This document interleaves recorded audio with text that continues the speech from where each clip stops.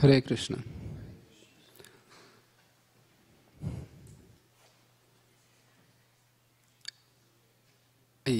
I thank you and welcome each and every one of you this afternoon for our third Bhakti Shastri batch. This semester we are going to read two books, two small books, Upanishad and Nectar of Instruction. Today I believe we are going to start with Nectar of Instruction. And before we start, I just want to sing one bhajan. This is to seek the mercy of the author of Nectar of Instruction, or in Sanskrit it is called Upadeshamrita, which was written by Srila Rupa Goswami. There are 11 verses, very condensed, but nonetheless very important. So if we can turn to page, I believe it's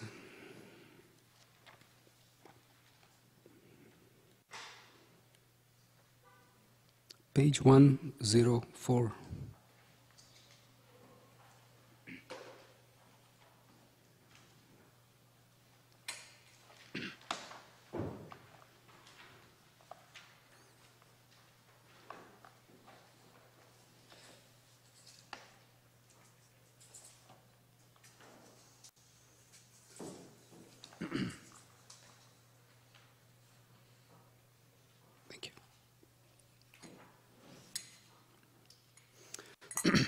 I'll quickly read the English translation.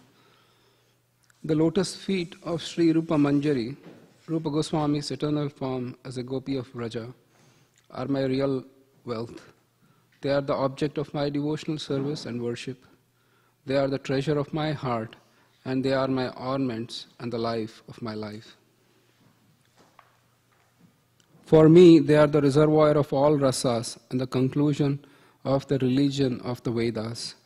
They are the fulfillment of all my desires and the goal of all my vows, my austerities, my religious activities, and the chanting of my mantra. By the power of those lotus feet, my activities will become favorable to devotion. I will achieve spiritual perfection, and with these two eyes, I shall be able to actually see. Both day and night, the flood of exquisite beauty of Sri Rupa Manjari's divine lotus feet will shine like brilliant full moon upon the lotus of my heart, soothing my afflicted soul. O Rupa Manjari, the venom of snake of separation from you has enfeebled my soul, and now my life is ever afflicted and distressed. Alas, please have mercy and give me the shade of your lotus feet. Narottam Das has taken refuge.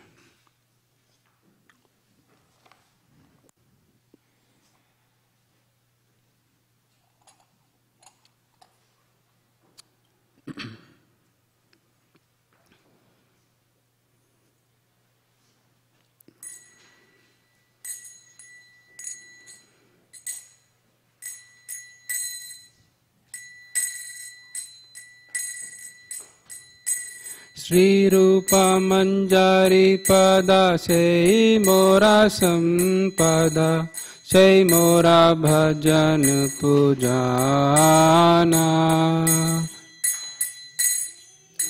Manjari Pada Sei Mora Sampada Sei Mora Bhajan Pujana Sei mora prana dhana, sei mora abharana, sei mora jiva nirjivana.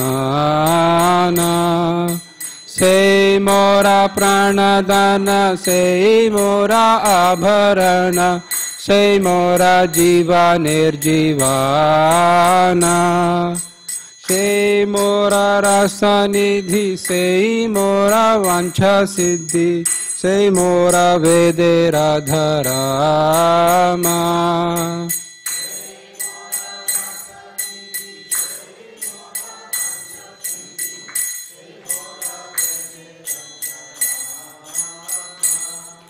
Sei mora rasa nidhi, sei mora vancha siddhi, sei mora vede Radharama.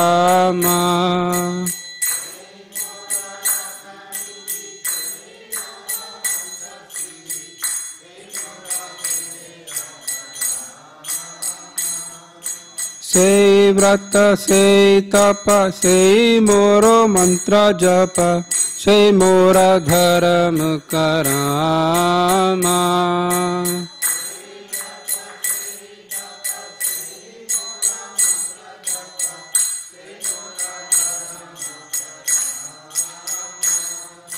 Sei vrata, sei tapa, sei mora mantra japa, sei mora dharam karama.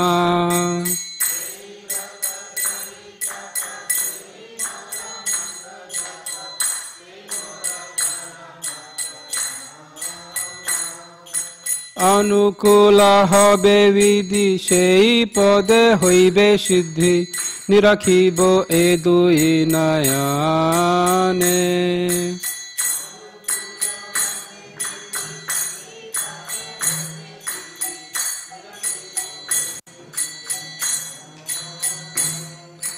Anukula habe vidhi, sei pode hoibe siddhi, nirakhibo e dui nayane.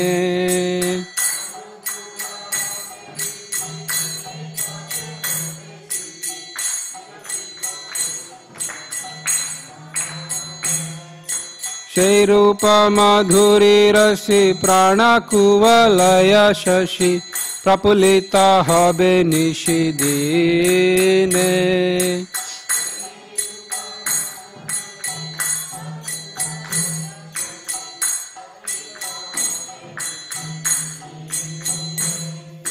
Sei rupa madhuri rasi prana kuvalaya shashi, prapulita habe nishidine.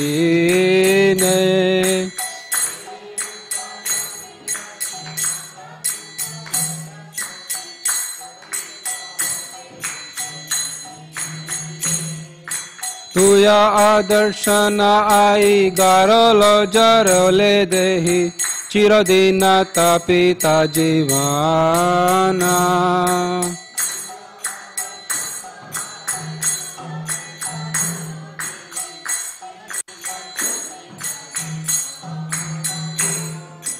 Tuya adarshana ahi garale jarolo dehi, chiradina tapita jivana.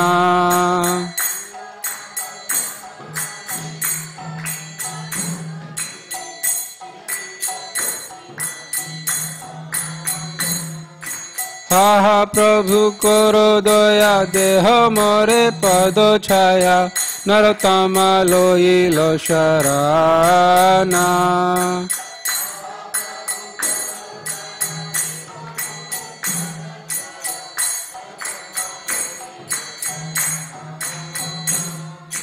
Ha ha Prabhu koro doya, deho more pado chaya, naratama loilo sharana.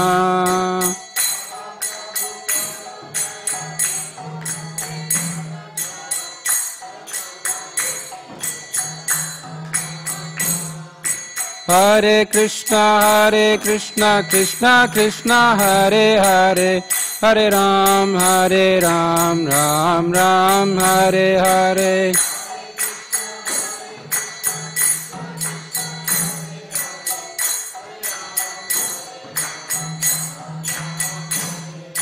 Hare Krishna, Krishna Krishna, Hare Hare, Hare Ram, Ram Ram, Hare Hare.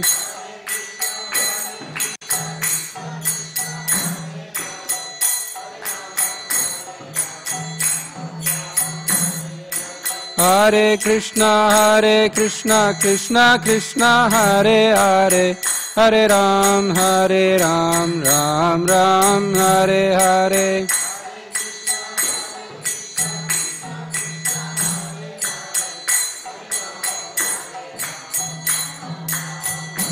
Jaya Prabhupada, Jaya Prabhupada, Prabhupada Jaya Prabhupada.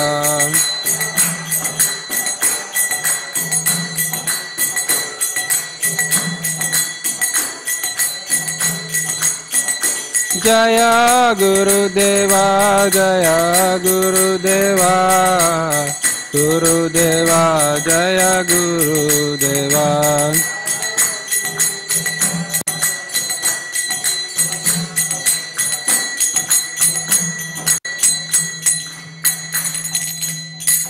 Srila Rupa Goswami ki jai, Srila Prabhupada ki jai. Hare Krishna.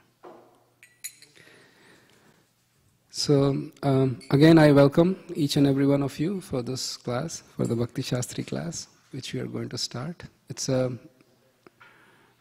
let me give a quick overview for those who already have completed few semesters. Please bear with me because there are quite few newcomers who have come and they need to be given some background. So I especially welcome the first timers. So the Bhakti Shastri class is a 2-year certificate course, and we are going to cover 4 books as the part of this particular course. The first semester, which we are going to start now and end sometime in June, I believe, we are going to cover 2 books, the Nectar of Instruction and Isopanishad. So this is the Nectar of Instruction, and Natalie will hold up her copy of Isopanishad. So these 2 books, we are going to, small books, not big books, we are going to cover, but very profound books. Because they are small doesn't mean that the knowledge is not important. This is the basis. The second and the third semester, we are going to read in depth about Bhagavad Gita. We are going to cover the entire 18 chapters of Bhagavad Gita. And actually, I'm so sorry, but do you have extra copies of Nectar of Instruction inside in the bookstore? Can somebody check? And then, you know, those who don't have that copies, we can get and give it out and then distribute those copies today. Wonderful. That's wonderful. Yeah. And in the second semester and the third semester, I was mentioning we'll cover Bhagavad Gita. The second semester, we'll do the first 9 chapters of Gita, 1 through 9. And in the third semester, we'll do the chapters 10 to 18. And in the final semester, we usually do Nectar of Devotion. But the Nectar of Devotion we read is only first 19 chapters. One suggestion I have got this semester around is that instead of reading Bhagavad Gita throughout, we should also have Nectar of Devotion intertwined with Bhagavad Gita. They said that for the second semester, you do chapters 1 through 6 of Bhagavad Gita and chapters 1 through 6 of Nectar of Devotion. And then 6 to 12, 6 to 12, 6 to 18, 6 to 19. So, 12 to 18 and 12. But the thing is, there might be some devotees who already took Bhagavad Gita completely, so or Nectar of Devotion completely, so it may be a little tough. So we'll keep up that schedule. We'll have 3 separate books. This course is not going to give you any promotions at work. Nor are you going to get pay hikes, nor are you going to see your paper or your name published in major newspapers across the country, nor a president is going to give you a call to congratulate you. But the Supreme President of the entire creation, Krishna, is going to acknowledge it. Because we are reading about Krishna and we are reading his pastimes, we are going to read his words, sacred words in the form of Bhagavad Gita. And trust me, more than any degree in any part of the world, this degree is going to give you the highest satisfaction, the deepest satisfaction. And you feel that substantially it has altered your thinking, your intelligence, and how progressively it has strengthened this path or your journey on this path. So, any questions before we start? Because the next few minutes I'm going to dwell a little bit on how do we read Prabhupada's books, or how different it is than reading spiritual books versus the other types of books we read for our day-to-day lives in terms of work or some educational goals or things like that. Can I go ahead? Hare Krishna. Any questions, any comments? All right. So,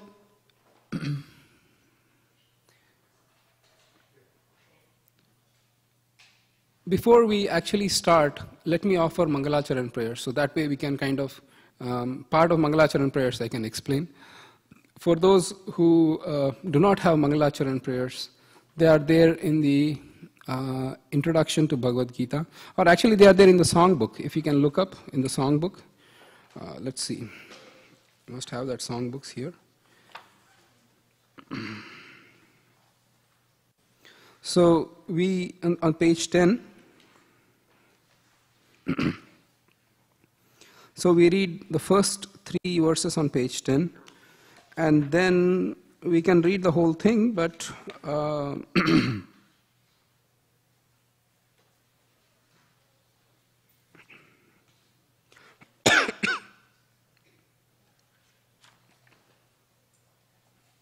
where is Hey Krishna Karuna?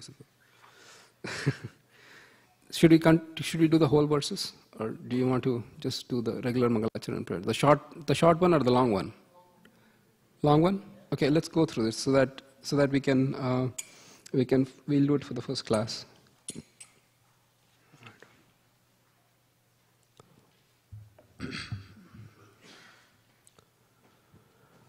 Om Ajnanatimirandhasya Jnananjana Shalakaya Chakshurun Militam Yena Tasmai Shri Gurube Namaha Shri Chaitanya Manobhishtam Stapitam Yena Bhutale Swayam Rupa Kadamahyam Dadati Swapadantikam Vandeham Shri Guroh Shri Yuta Padakamalam Shri Gurum Vaishnavamscha Shri Rupam Sagrajatam Sahagana Raghunathanvitam Tvam Sajivam Sadvaitam Savadhutam Parijana Sahitam Krishna Chaitanya Devam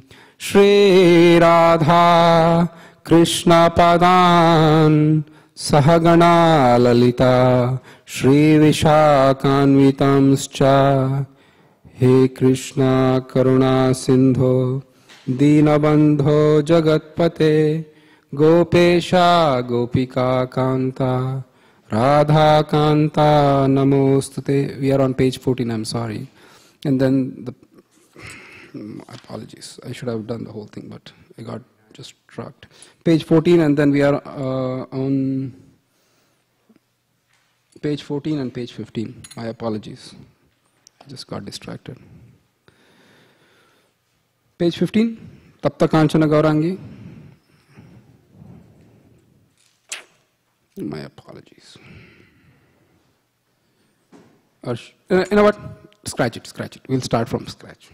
We'll start again from the first. My apologies. We'll just start from the first. Please forgive me for that and tolerate.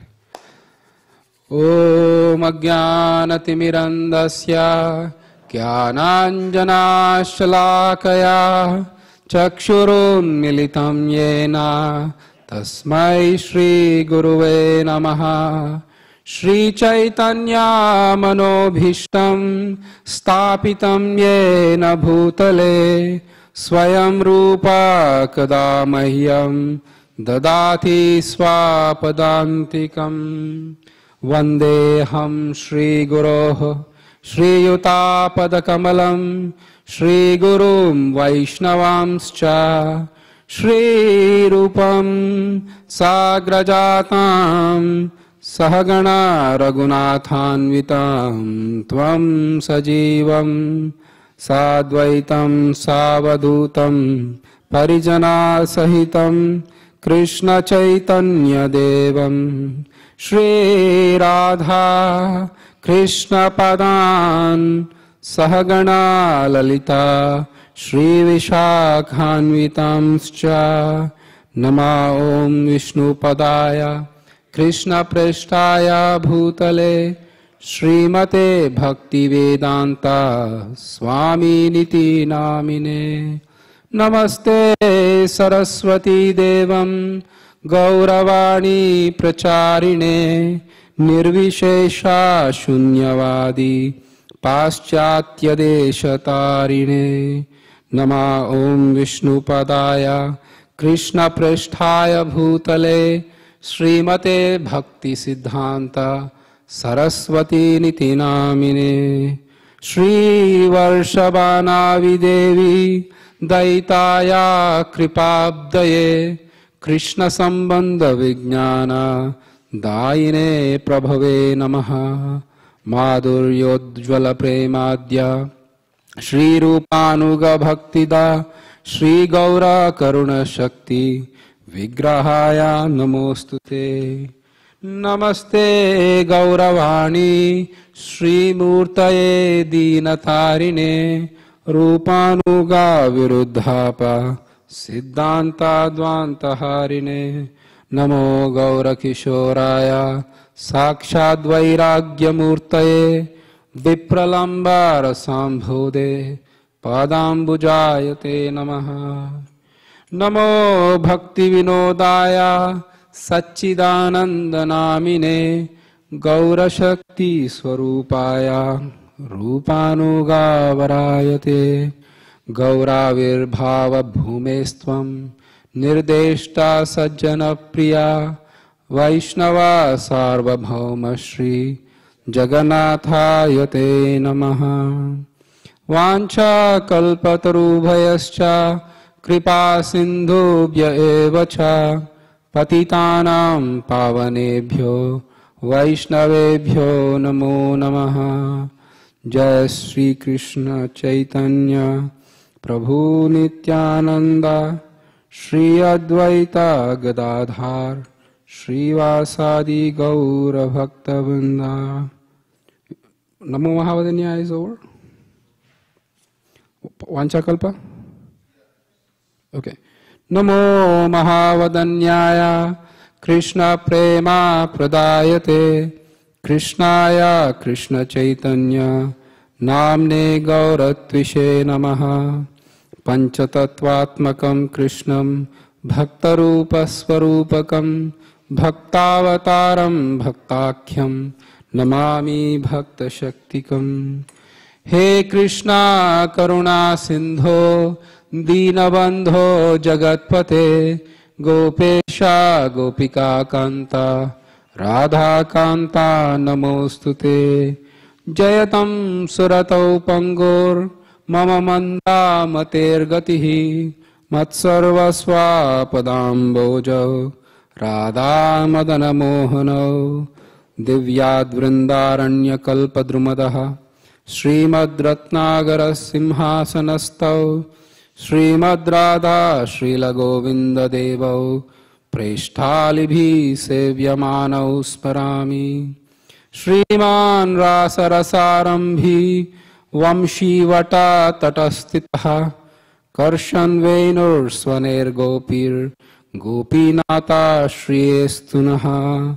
तप्तकाञ्चन Gaurangi Radhe Vrindavaneshwari वृषभानुसुते देवी प्रणमामि हरिप्रिये।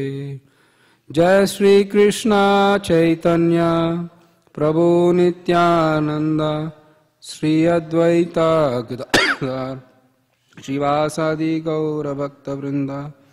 हरे Krishna Krishna Krishna Hare Hare Hare Ram Ram Ram Ram Hare Hare.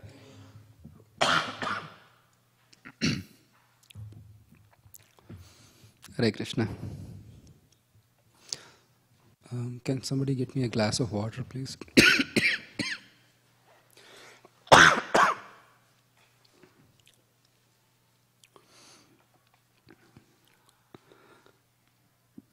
So the first verse we read today is Om Ajnanatim Mirandasya Jnananjana Shalakaya Chakshurunmilitam Yena Tasmai Shri Gurave Namaha. The verse says that I was born in the darkest ignorance, and my spiritual master has opened my eyes with the torch of knowledge. Unto him I offer my obeisances. So when we are born in this material world, there is a certain amount of ignorance. Now one might question, what are you talking about? I have a college degree, I am well set, I have a job. In general, I am very smart. I can solve many crossword puzzles.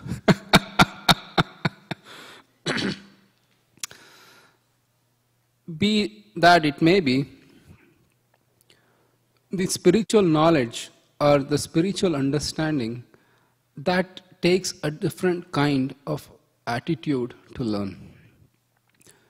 The material education, you can read books, you can practically try out what is given in the books, and then you pretty much are the master of that particular subject. And that's most of the times. Even in the universities, there may be a teacher, but the teacher is only there to facilitate. And because of the academic system, which is pretty competitive, either you are on the top of the class and you are a master of your field, or you are in the bottom of the class and you are pretty much not the master of your field, to put it mildly.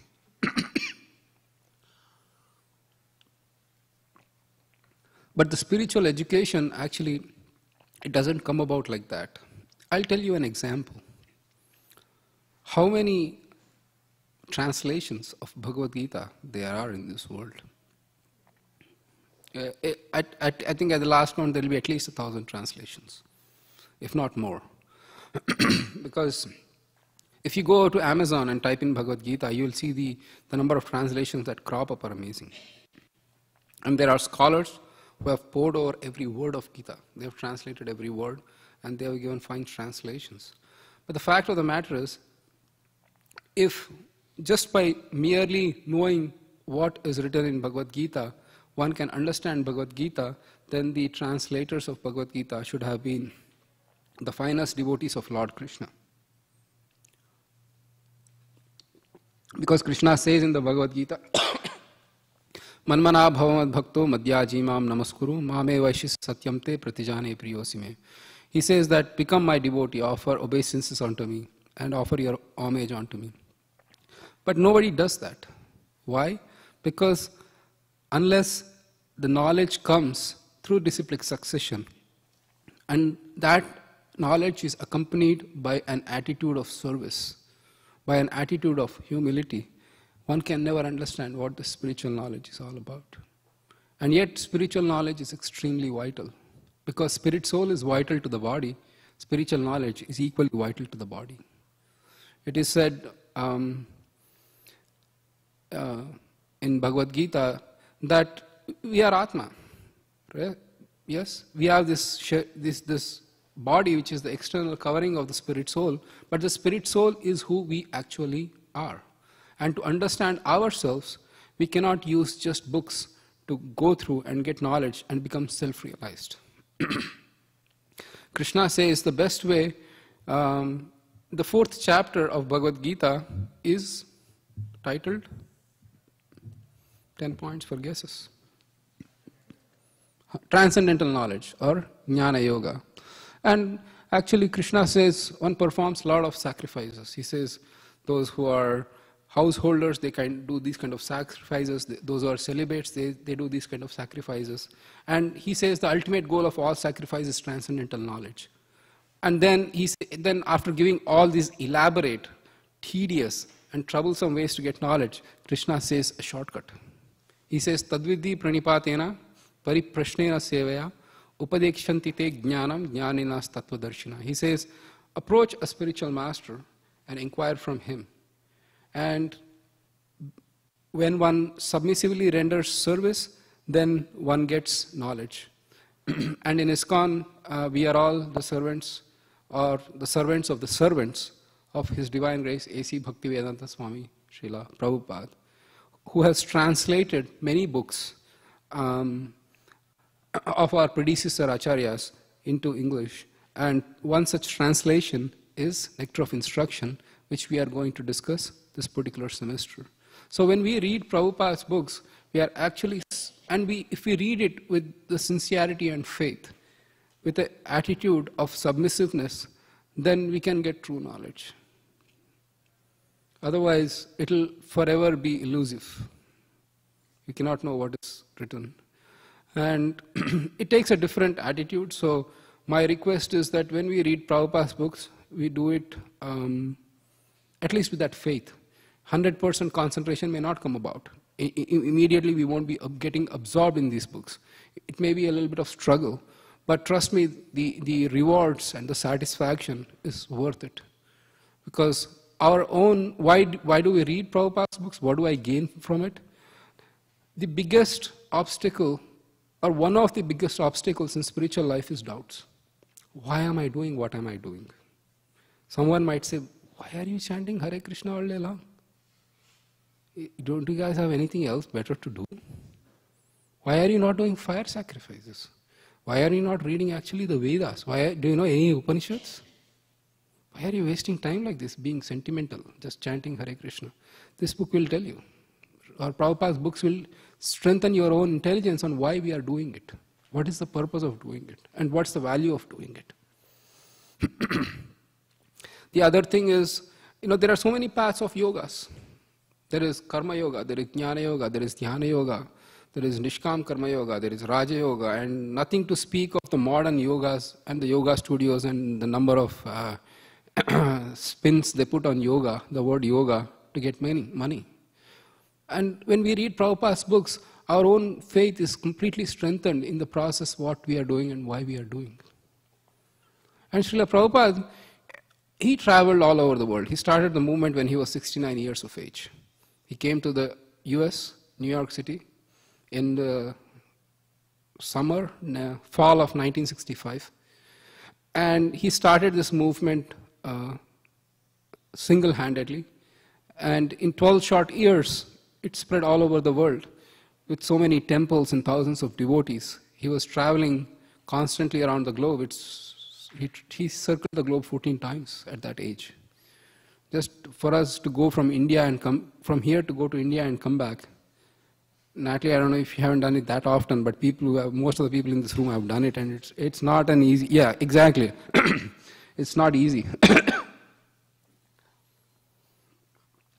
But he traveled the globe 14 times, and he counseled devotees. He opened temples, administrative problems. He had to deal with so many issues. But one thing that didn't change from all of his schedule was his translations. Every day morning he would wake up at 1, and from 1 to 4 in the quiet of the mornings he would just translate. And that was standard everywhere all over the world. So if he took so much pain to write these books for us, then the least we can do is to actually scrutinizingly read those books, just as to show our gratitude to the author who has written these beautiful books.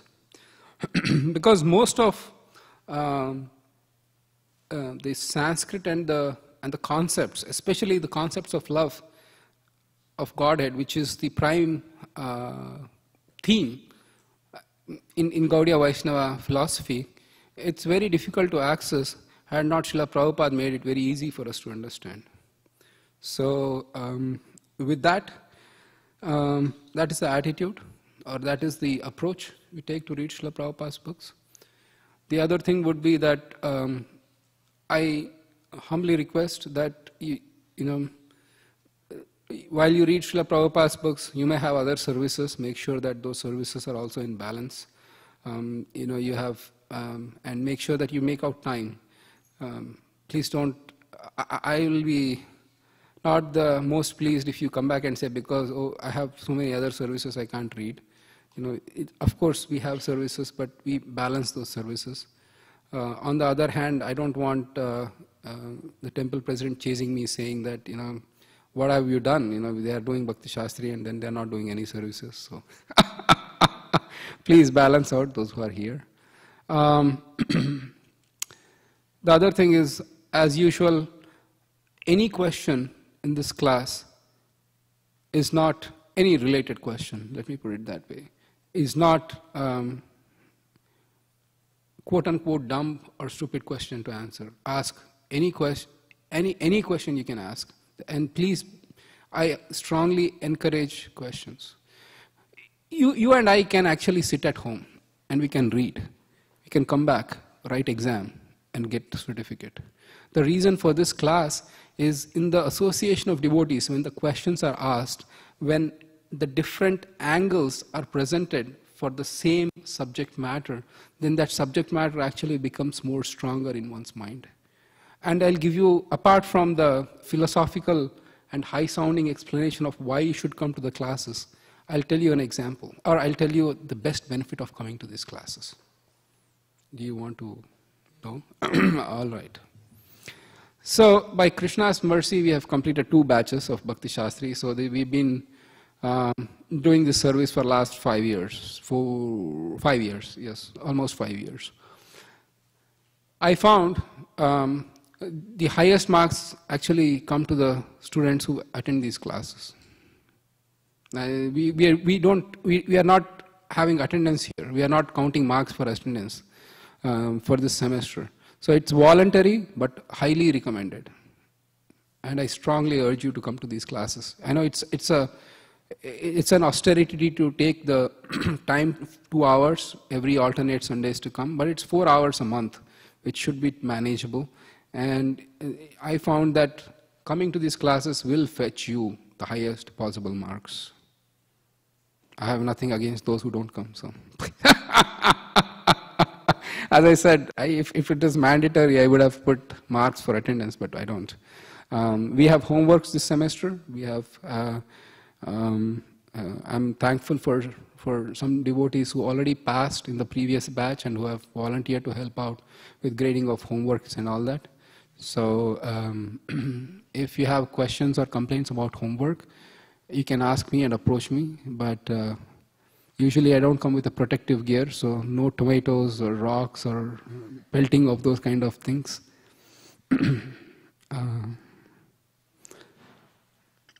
Other questions, other comments, any suggestions, any special comments which we can accommodate, which we will try to accommodate this semester or moving forward for this batch. Yes, Ashish. Somebody please give him a mic. Hare Krishna Prabhu, this is Radha Venkat from Polson. Hari Bol, Radha Prabhu. Dandavad pranams and all glory to Srila Prabhu. Dandavad pranam. There are 13 viewers online, Prabhu. 13. Yes. Amazing, amazing. Thank you so much for joining and encouraging us. Thank you, Prabhu, for leading us through this complicated set of books. I welcome you. Thank you. Other questions, other comments? Anybody online wants to say Haribol?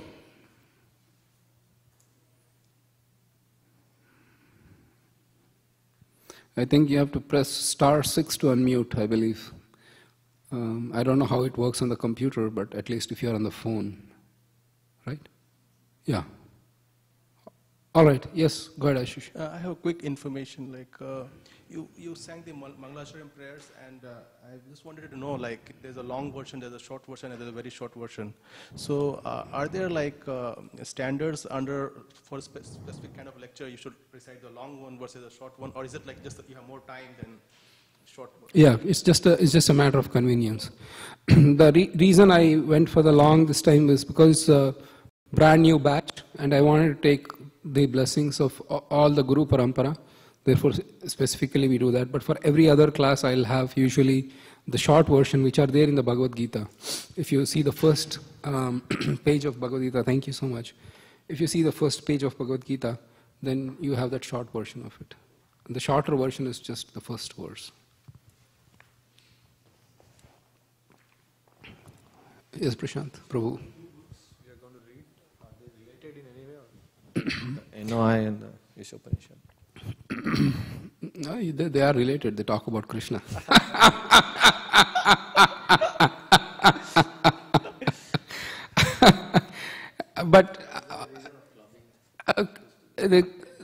is no specific reason, but Bhakti Shastri actually recommends that we complete these 4 books as to get the certificate, at least and the first part of Nectar of Devotion. So for the ease of organization, we said this is a better way of doing things. Okay. Thank you.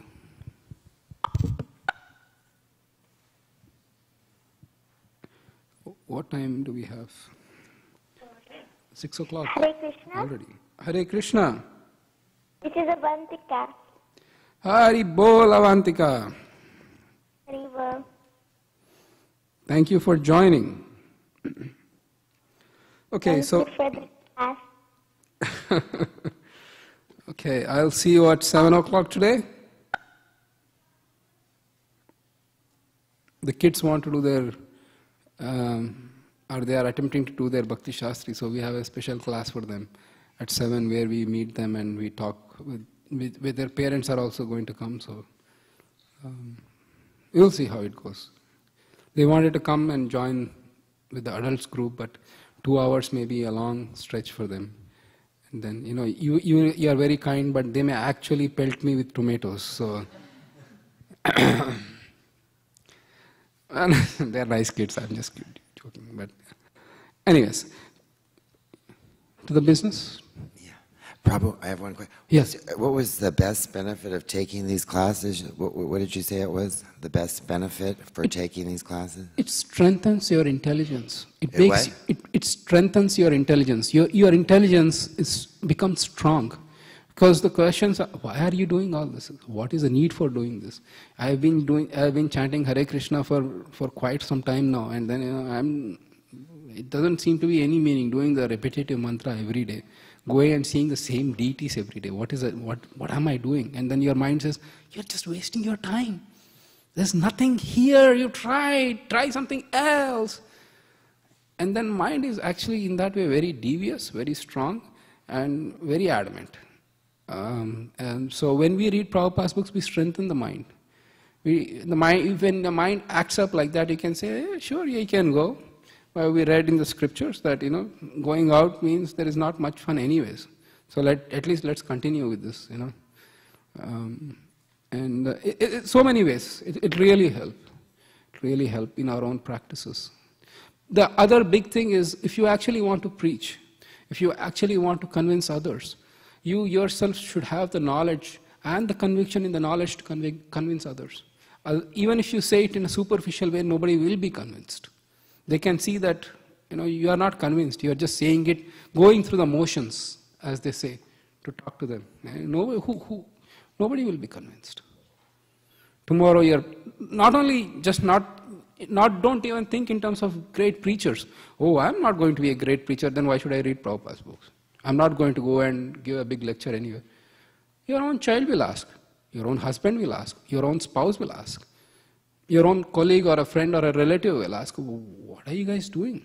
And you'll be able to at least tell them, why are you doing what you're doing? Right?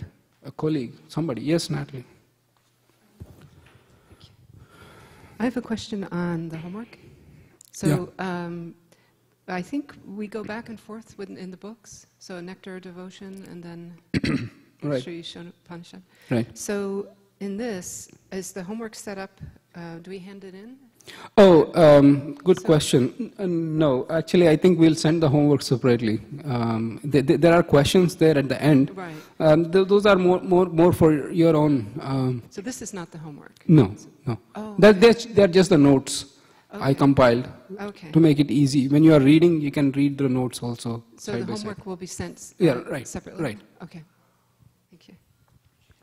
And I believe the calendar has the dates when the homework are there and when the homework is due and things like that.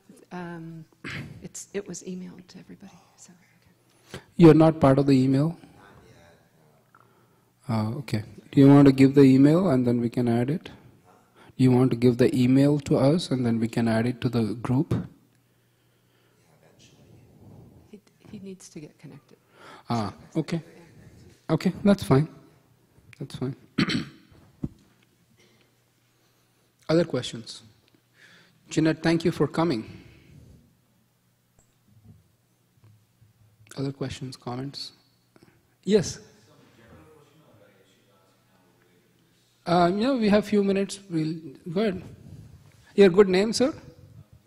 Vijay. Thank you for coming, Vijay. Thanks. So, Prabhu, we were saying that mind controls us. So, what is mind? Is that good or is that bad, or what is it actually?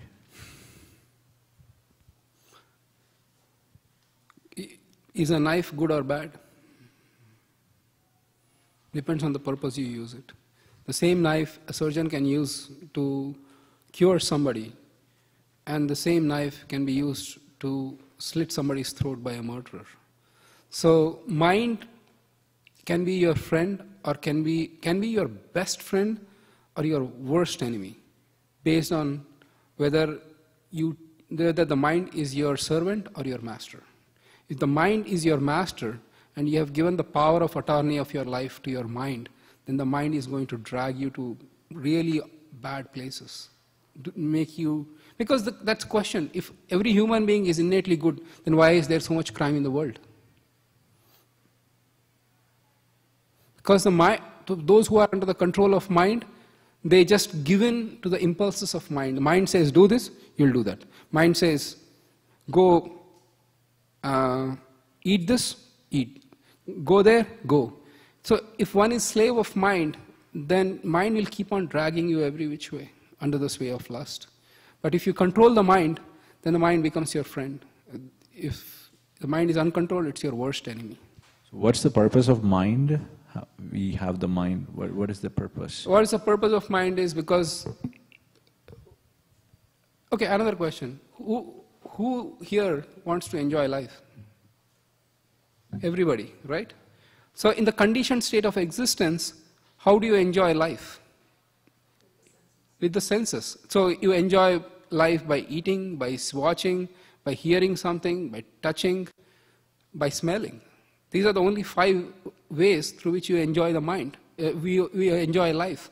And that enjoyment is happening through mind. Mind is kind of thing that's driving those senses to enjoy.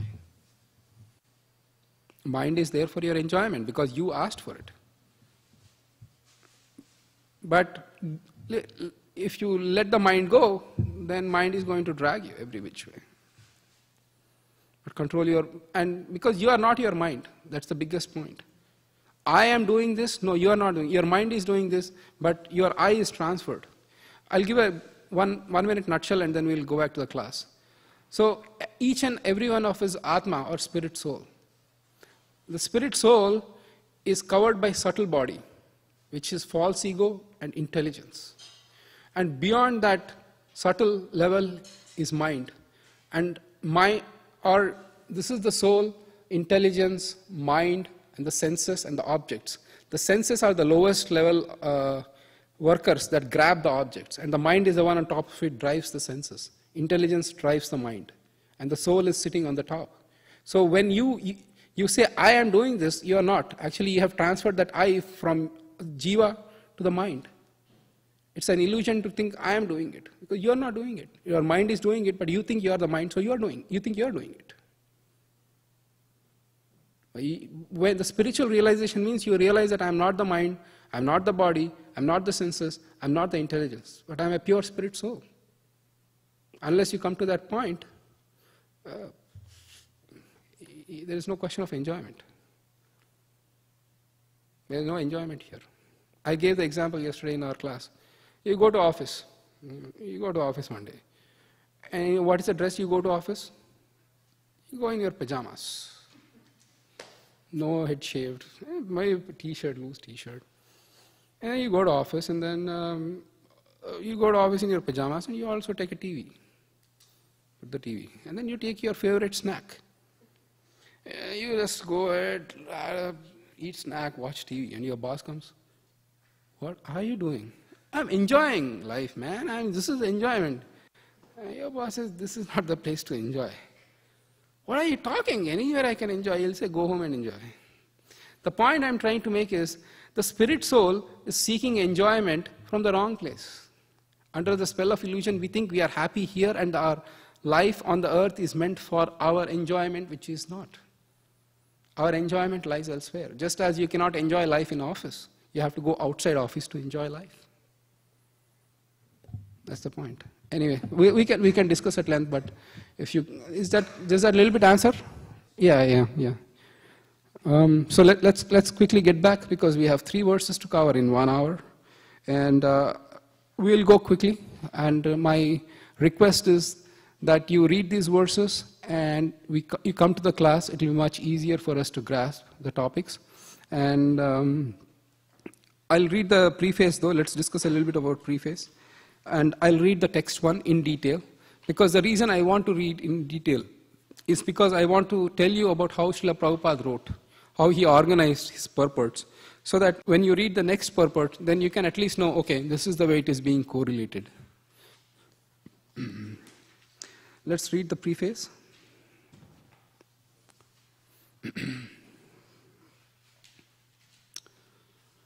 Preface.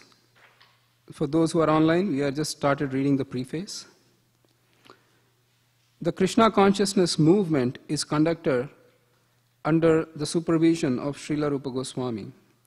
The Gaudiya Vaishnavas, or the Bengali Vaishnavas, are mostly followers of Sri Chaitanya Mahaprabhu, of whom the 6 Goswamis of Vrindavan are direct disciples. Therefore, Srila Narottam Das Thakur has sung, Rupa Raghunatha Pade Hoibe Akuti Kabe Hama Bujabahase Yugala Piriti. When I am eager to understand the literature given by the Goswamis, then I shall be able to understand the transcendental loving affairs of Radha and Krishna. Sri Chaitanya Mahaprabhu appeared in order to bestow upon the human society the benediction of the science of Krishna.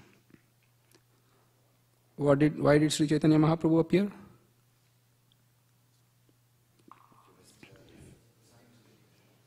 Thank you. To bestow the benediction of science of Krishna. The most exalted of all the activities of Lord Krishna are his pastimes of conjugal love with the gopis. Sri Chaitanya Mahaprabhu appeared in the mood of Srimati Radharani, the best of the gopis. Therefore, to understand the mission of Lord Sri Chaitanya Mahaprabhu and follow his footsteps, one must very seriously follow in the footsteps of the 6 Goswamis. Sri Rupa, Sanatana, Bhatta Raghunath, Sri Jiva, Gopal Bhatta, and Das Raghunath. Srila Rupa Goswami was the leader of all the Goswamis, and to guide our activities, he gave us this Upadeshamrita, the nectar of instruction to follow. As Sri Chaitanya Mahaprabhu left behind him the 8 verses known as Sri Shikshashtaka, Rupa Goswami gave us Upadeshamrita so that we may become pure Vaishnavas.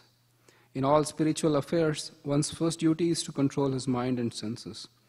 Unless one controls his mind and senses, one cannot make any advancement in spiritual life. Everyone within this material world is engrossed in the modes of passion and ignorance. One must promote himself to the platform of goodness, Sattva Gun, by following the instructions of Rupa Goswami, and then everything concerning how to make further progress will be revealed. Advancement in Krishna consciousness depends on the attitude of the follower. Please, this verse, this sentence is extremely important. Please meditate on it time and again. It will give you great strength. I'll read that again. Advancement in Krishna consciousness depends on the attitude of the follower. A follower of the Krishna consciousness movement should become a perfect Goswami. Vaishnavas are generally known as Goswamis. In Vrindavana, this is the title by which the director of each temple is known. One who wants to become a perfect devotee of Krishna must become a Goswami. Go means the senses, and Swami means the master. Unless one controls his senses and mind, one cannot become a Goswami. To achieve the highest success in life by becoming a Goswami and then a pure devotee of the Lord, one must follow the instructions known as Upadeshamrita, which have been given by Srila Rupa Goswami. Srila Rupa Goswami has given many other books such as Bhakti Rasamrita Sindhu, Vidagdha Madhava, and Lalita Madhava, but Upadeshamrita constitutes the first instructions for the neophyte devotees. One should follow these instructions very strictly, then it will be easier to make one's life successful. Hare Krishna. So, This is the introduction, and Srila Prabhupada wrote this on September 20th or 1975 in Vrindavan. Any questions on preface?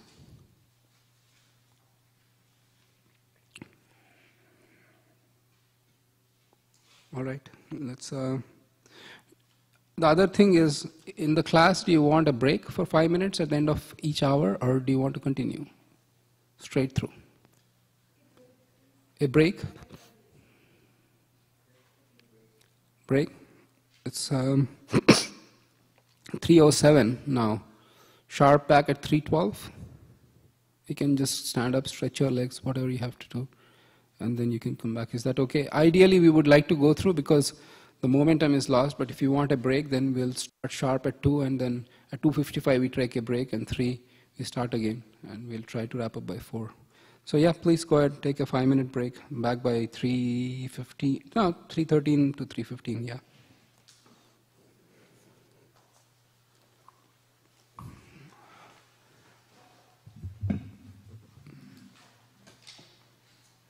Somebody has to pause that, or Prabhuji, do you have to pause now, mute?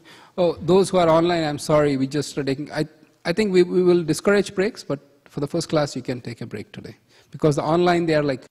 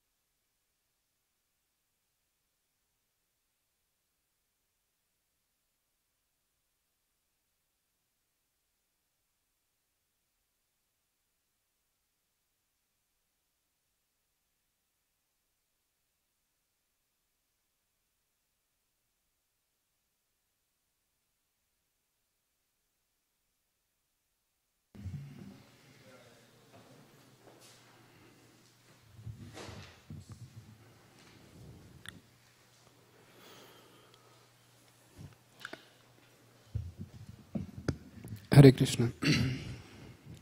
So, continuing, we'll read the text 1 of Nectar of Instruction. The reason we will read the entire text and purport today is because I just want to give a little bit of insight into how Srila Prabhupada wrote his purports, at least for most of the verses of Nectar of Instruction, and how it's easy to correlate different aspects. Please understand that Srila Rupa Goswami actually wrote a lot of literature, and it is said that his verses, the number of verses which he wrote, the prose and poetry and everything is almost 100,000 verses plus in all his books. And he has condensed the instructions of all those books into 111 verses, which is Nectar of Instruction. So the book may seem a little small, but it is packed and really condensed with a lot of instructions. And the more we read these books, we can see there are more deeper knowledge of the spiritual understanding. So the first text specifically talks about the 6 urges and how a spiritual master who's capable of tolerating these urges, he is qualified to make disciples all over the world. That's the theme. The second verse is the 6 items that destroy or that cause serious obstacles in one's devotional service. The third verse is the 6 factors that actually help one increase one's devotional service. That is the goal, to reduce the items which are mentioned in the verse 2 and increase the items which are mentioned in verse 3. In the verse 4, it is about how the 6 loving exchanges between the devotees. The verse 5 talks of the different grades of devotees. And His Grace Vaisheshika Prabhu quotes that verse quite often. Krishneti yasya giritam manasadriyeta. And then the 6th verse talks about the Raganuga Bhakti. And I'll give a brief overview so that we can go read about it. So, the 6th verse talks about the fact that the advanced devotees or the Vaishnavas, they should not be seen or they should not be viewed from material, we can say material vision. Because if you see the gradation, you see the first verse talks about 6 urges, the second verse talks about the 6 faults, the third verse talks about the 6 positives, and the fourth talks about, and in the first 2 verses, it is mentioned that one has to give up the association of non-devotees and accept the association of devotees. But when you accept the association of devotees, then what do? The 4th verse says, these are the loving exchanges, how we do reciprocate with devotees. Then the 5th verse talks about, if you are associating with devotees, then you should know which devotee is on what platform, and then you can associate accordingly.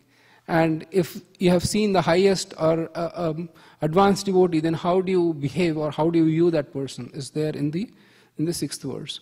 And in the 7th verse is the sadhana bhakti, more on the sadhana stage, that even though the name of Krishna is sweet, but those who are materially conditioned might not find that sweet. Actually, that is completely applicable to me, because because I'm a materially contaminated person, I don't find the names of Krishna so tasty, or his forms so tasty. But Srila Rupa Goswami says, by doing that anyways, you will actually get some taste. And the 8th verse actually gives the sum and substance.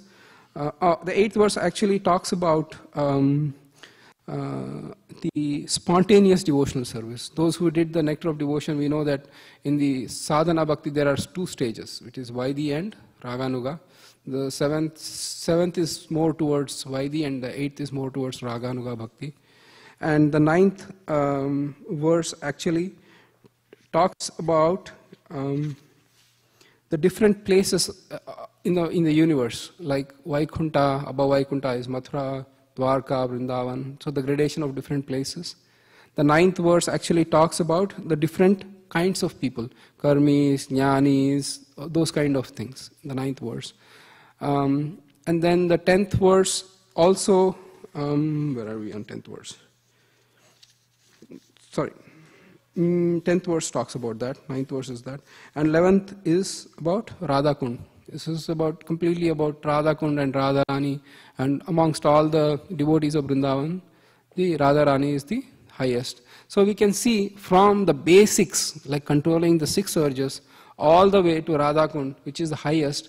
So Srila Rupa Goswami, he really condenses all the devotional service or the aspects of devotional service into this one book.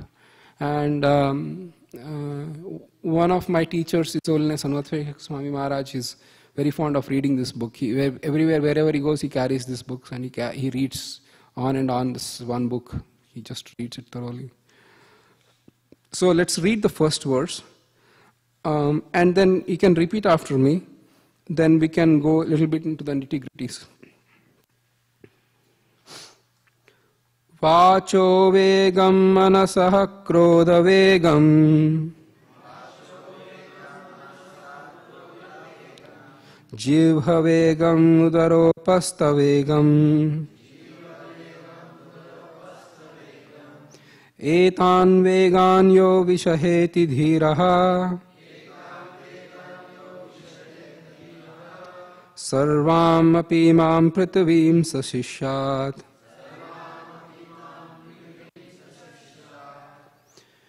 So I'll just read the translation.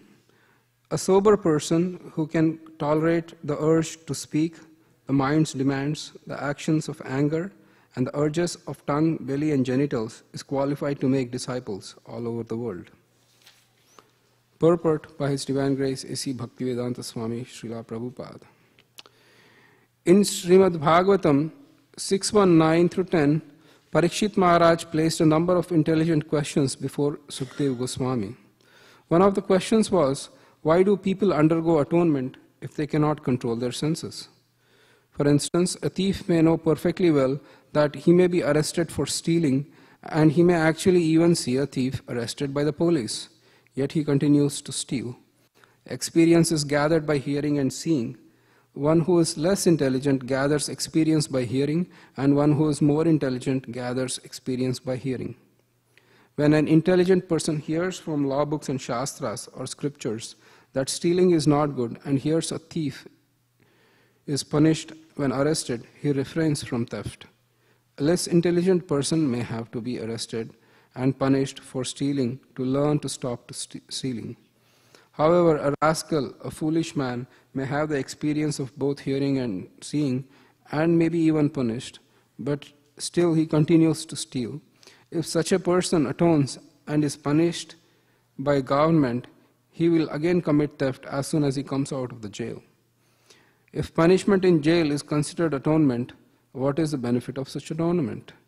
Thus Maharaj Parikshit inquired, Drishta shrutabhyam yat papam janan apyatmano hitam karoti bhuyo vivashaha prayaschitam athokatam kvachin nivartate bhadrat kvachit charati tatpunaha prayaschitam atho partham manye kunjara shauchavat.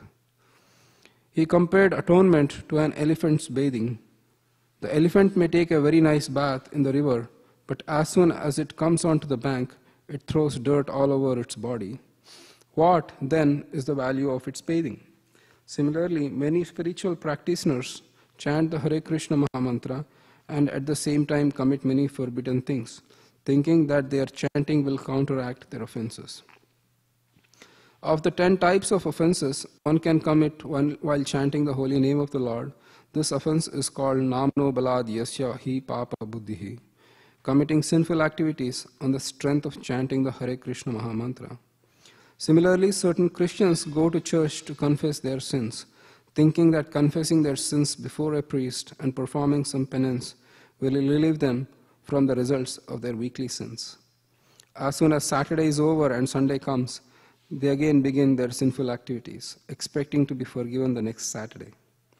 This kind of prayashchita or atonement is condemned by Maharaj Parikshit, the most intelligent king of his time.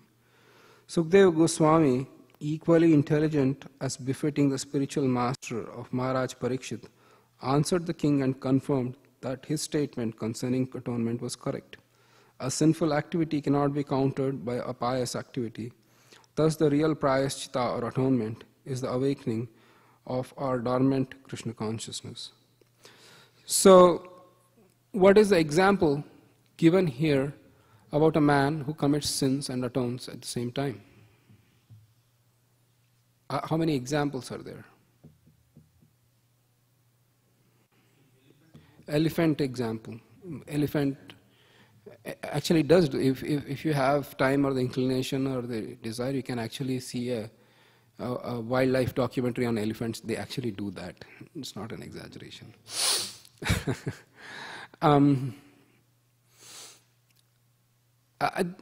Elephants have their reason to do that because they don't want the flies to be sitting on their back when they do that. But in any case, that is the example that's considered. The other example is thief who's nice. So why did Srila Prabhupada bring up this here? It seems to be a little off topic, isn't it? There are no 6 urges being discussed here. He just brought an example of just the atonement and sin. Attitude, right? Nice. Basically, Srila Prabhupada is directly saying how the urges come about and how by just doing some sort of atonement, you cannot counteract these urges. Those who have taken Nectar of Devotion, is there any specific place where we read this? Cycle of sin, nice. So we discussed that there are cycle of sin and then how Krishna consciousness actually uproots completely the tendency. So for those who didn't, so prayashchita or atonement, do we need to discuss at length or is everybody kind of familiar? Like, people say that I did something bad, let me counteract by doing something good so that it neutralizes. But the problem with that kind of attitude is that again, when the tendency comes, you will try to do bad, thinking that I do have something good to counteract. Right? If a person eats too much and then his stomach is hurting, he says, let me take some digestive aids. But instead of realizing from that experience, it can actually strengthen it can make you strong to eat more. That's okay, I can eat more, I have this in the side. So, yeah. The next few chapters, Srila Prabhupada takes and picks each one of them and then he discusses the different kinds of urges. So let's start with, and the way there are, I marked that there are about, how many paragraphs are there in this purport? 24. So let's go one by one. Reading on page 3, the last paragraph. Actually, not the next verse, paragraph after next. Real atonement involves coming to real knowledge, and for this there is a standard process. When one follows a regulated hygienic process, he does not fall sick. A human being is meant to be trained according to certain principles to revive his original knowledge. Such a methodical life is described as tapasya. One can be gradually elevated to the standard of real knowledge or Krishna consciousness by practicing austerity and celibacy, brahmacharya, by controlling the mind, by controlling the senses, by giving up one's possession in charity, by being avowedly truthful, by keeping clean, and by practicing yogasanas. However, if one is fortunate enough to get the association of a pure devotee, he can easily surpass all the practices for controlling the mind and the mystic yoga process simply by following the regulative principles of Krishna consciousness, refraining from illicit sex, meat eating, intoxication, and gambling, and by engaging in the service of the Supreme Lord under the direction of a bona fide spiritual master. This is an easy process offered by Srila Rupa Goswami. So in the next paragraph, we will read, Srila Prabhupada discusses about the first urge, Vacho Vegam. Vacha means to speak, and Vegam means the urge, and what should be done about it. First, one must control his power, speaking power. Every one of us has the power of speech. As soon as we get an opportunity, we begin to speak. If we do not speak about Krishna consciousness, we can speak about all sorts of nonsense. A toad in a field speaks by croaking, and similarly, everyone who has a tongue wants to speak, even if all he has to say is nonsense. The croaking of a toad, however, simply invites the snake. Please come and eat me. Please come here and eat me. Nevertheless, although it is inviting death, the toad goes on croaking. The talks of materialistic men and the impersonalist Mayavadi philosophers may be compared to the croaking of frogs. They are always speaking nonsense and thus inviting death to catch them. Controlling speech, however, does not mean self-imposed silence, the external process of mauna, as Mayavadi philosophers think. Silence may appear helpful for some time, but ultimately it proves a failure. The meaning of controlled speech conveyed by Srila Rupa Goswami advocates the positive process of Krishna Katha, engaging the speaking process in glorifying the Supreme Lord Sri Krishna. The tongue can thus glorify the name, form, qualities, and pastimes of Lord. The preacher of Krishna Katha is always beyond the clutches of death. This is the significance of controlling the urge to speak. So what is the example given here of a person who has no control? Toad. Nice. And the other point here is that Srila Prabhupada gives the rule or the regulation to control the speech, but also he gives the positive aspect on how to control. It is not just control means speak nothing, but glorify Krishna. There is always a natural outlet. Therefore, Krishna consciousness is much more easy to follow. It's because other places, I have completely silence, means that I don't, Mauni Babas, in India they are there. They don't speak anything at all. Do they eat? I don't know. But the point here is, the tongue is given by Krishna, just glorify Krishna. And then the tongue automatically, after that, the tongue doesn't like to glorify anything else. That's the beauty. So that's the positive. So this is the urge of speaking, Vacho Vegam. The next, what we discussed is Manasa. Let's read the Manasa Vegam or Mano Vegam. Reading from the second paragraph on page 5. The restlessness or fickleness of mind, Manovega, is controlled when one can fix his mind on the lotus feet of Krishna. The Chaitanya Charitamrita says, Madhya 22:31 says, Krishna Surya Shama Maya hai andakar, yaha Krishna tahar nahi Maya radhikar. Krishna is just like sun and Maya is just like darkness. If the sun is present, there is no question of darkness. Similarly, if Krishna is present in the mind, there is no possibility of mind being agitated by Maya's influence. The yogic process of negating all material thoughts will not help. To create vacuum in the mind is artificial. The vacuum will not remain. However, if one always thinks of Krishna and how to serve Krishna best, one's mind will naturally be controlled. So what's the positive way of controlling the mind? Always glorify Krishna, always think of Krishna.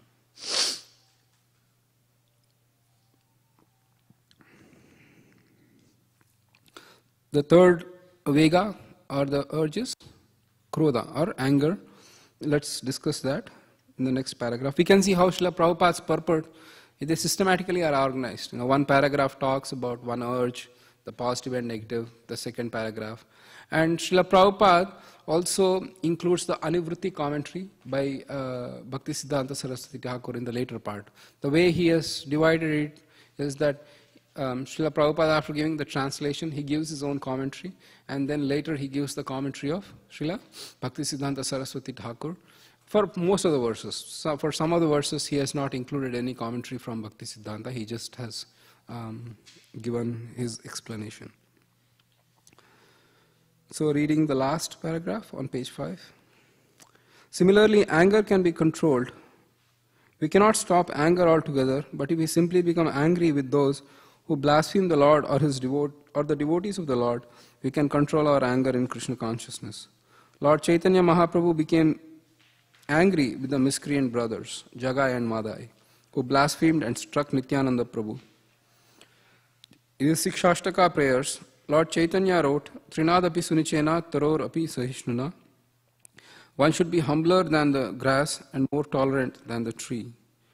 One may then ask why the Lord exhibited his anger. The point is that one should be ready to tolerate all insults to oneself. But when Krishna or his pure devotee is blasphemed, a genuine devotee becomes angry and acts like fire against the offender. Krodha, anger, cannot be stopped, but it can be applied rightly.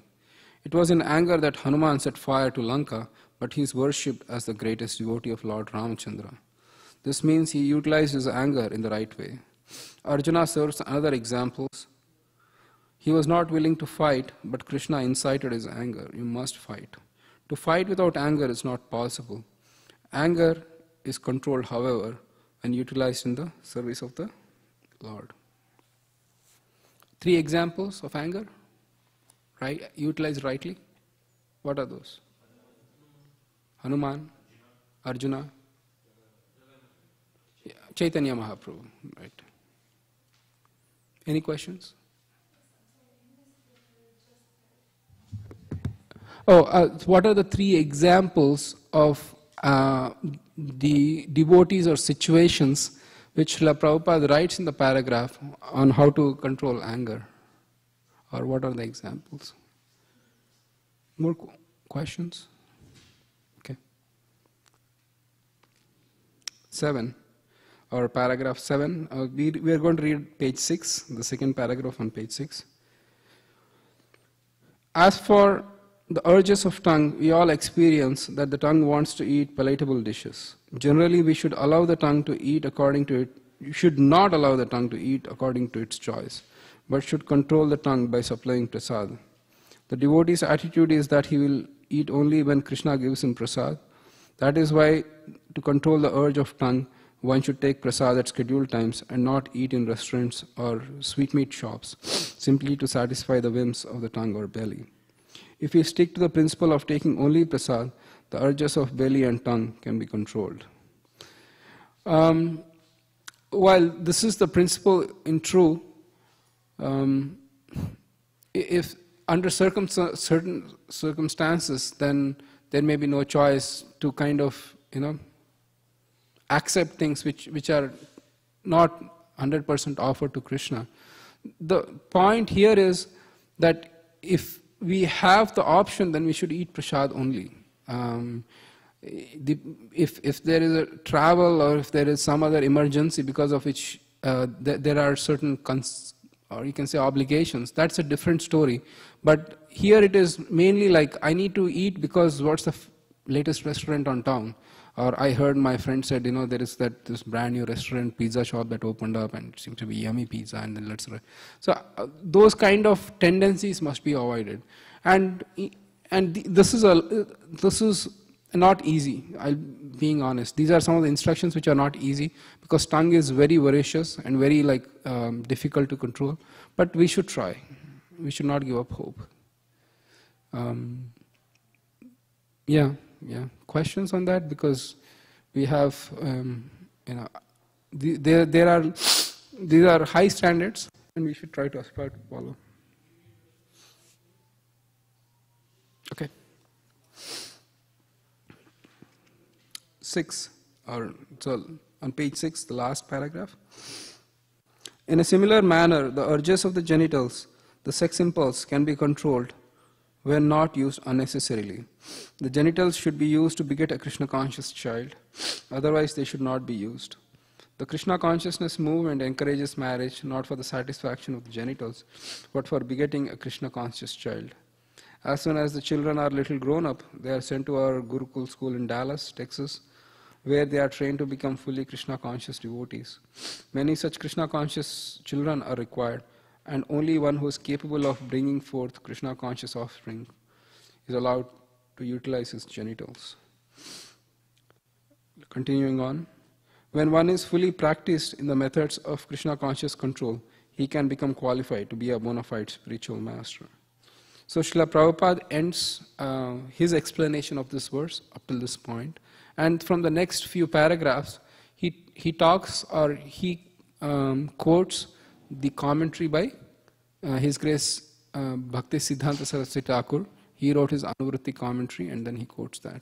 Any questions thus far? How are we doing on time? 3:40.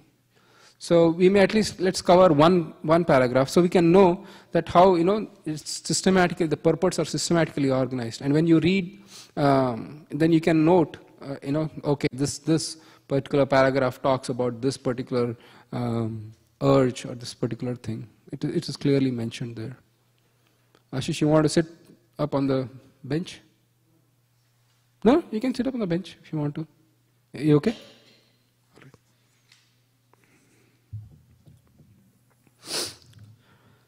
Continuing on text 1, page 7, the third paragraph. Do you want to have a book, sir, or are you okay? Do you need a copy? Are you going to share? Or? Okay, thank you. Page 7, third paragraph. In his Anuvritti explanation of Upadeshamrita, Srila Bhakti Siddhanta Saraswati Thakur writes that our material identification creates three kinds of urges: the urge to speak, the urge or the demands of mind, and the demands of the body. When a living entity falls victim to these three types of urges, his life becomes inauspicious. One who practices resisting these demands or urges is called tapasvi, or one who practices austerities. By such tapasya, one can overcome the victimization of the material energy, the external potency of the Supreme Personality of Godhead. When we refer to the urge to speak, we refer to the useless talking, such as that of impersonal Mayavadi philosophers, or of persons engaged in fruitive activities, technically called karma kanda, or of materialistic people who simply want to enjoy life without restriction. All such talks or literatures are practical exhibitions of urge to speak. Many people are talking nonsensically and writing volumes of useless books, and all this is the result of the urge to speak. To counteract this tendency, we have to divert our talking to the subject of Krishna. This is explained in Srimad Bhagavatam 1:5-10 through 11. Kindly repeat after me. Nayadvachaschitra padam harer yasho jagat pavitram pragrinita karhichit tadvayasam tirtamushanti manasa Nayatra hamsa niramantu chikshaya. Those words which do not describe the glories of the Lord, who alone can sanctify the atmosphere of the whole universe, are considered to be saintly persons, to be like unto a place of pilgrimage for crows. Since the all-perfect persons who are inhabitants of transcendental abode, they do not derive any pleasure there. Kindly repeat after me. Tadvag visargo janataga viplavo yasmin pratishlokam abadhyavatyapi namanyanantasya yashonkitani yat Shrinvanti gayanti grinanti sadavaha.